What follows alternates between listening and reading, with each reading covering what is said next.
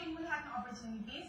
Opo. Titignan mo kung maganda para sa'yo, kung makakatulong para sa fame lock mo, then why not? Salamat. Okay po. Thank you po. Okay. Sheshe. Yeah.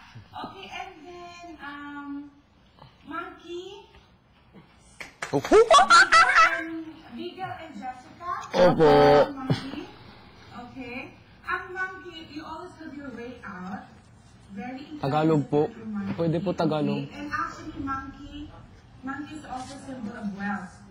Ano yun? Ay, we will mayaman tayo. Tagalog po. Yeah. Yes. For your prediction, patience is the keyword for 2012 because there will be argument, quarrelsome for the Chinese soldiers flying the monkeys. Kaya medyo iwas yung mainitin ng ulo, huwag magalit palagi yung patience para swerte na lang lagi ang papasok sa inyo. Okay? And then, compatibility also, magiging okay din for snake and ox ang monkey, although mas compatible sila sa dragon and rat. Okay?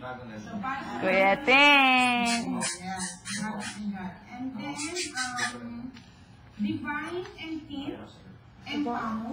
Yes! Opo. Ay, Opo. hi. Ma. Opo. Ako. Ma.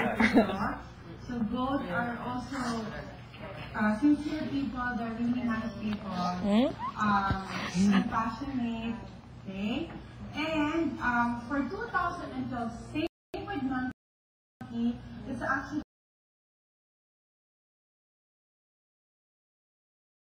argumentative, quarrelsome, so patience, yeah, and iwas yung argument natin o masyado may ng ulo. You are very compatible also with, for the monkey, it's actually dragon and rat.